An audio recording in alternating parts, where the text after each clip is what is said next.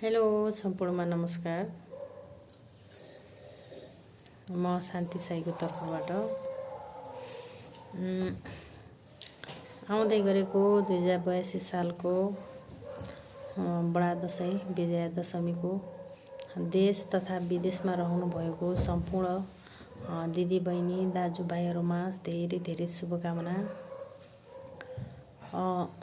यस्तै छ।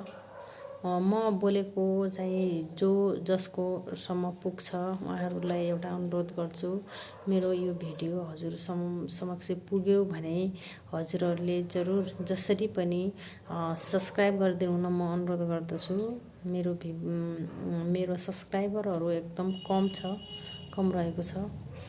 त्यसैले हजुरसँग एउटा बिन्ती बिसाउन चाहन्छु। हामी नेपालीहरूको महान चाडको मुखैमा हाम्रो देशको परिस्थिति यस्तो बन्न पुग्यो। अब यसको लागि हामी सदा चिन्तन नै छौँ। जे गर्न चाहेको हो त्यो नभइदिँदाखेरि देशको हालत यस्तो भयो।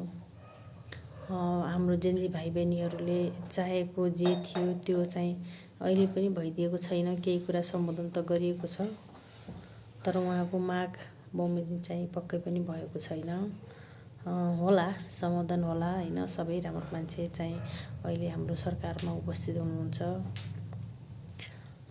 अब शीघ्र स्वास्थ्यको कामना पनि गर्दछु म। जो जेन्जी भाइ बहिनीहरू चाहिँ हस्पिटलमा अहिले उपचार गरिरहनु भएको छ। कयौं नेपाली आमाहरूको हाम्रो दिदी बहिनीहरूको काख रित्तिएको छ। अविरल वर्षा चाहिँ आँसु पनि बगिरहेको छ। उहाँहरूलाई चाहिँ धैर्य धारण गर्ने शक्ति दिनुहोला भगवानी माताले भन्ने हामी प्रार्थना पनि गर्दछौँ। खुसी त छैन, यसै पनि खुसी छैन यो वर्ष हैन।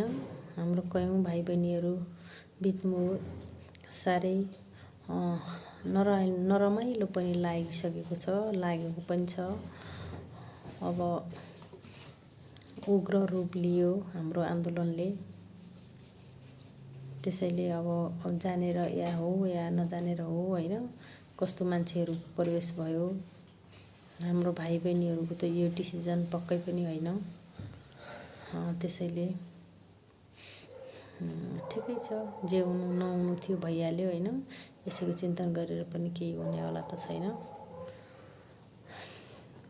ठिक छ, सबैजनालाई गुड नाइट। आरामै रहनु।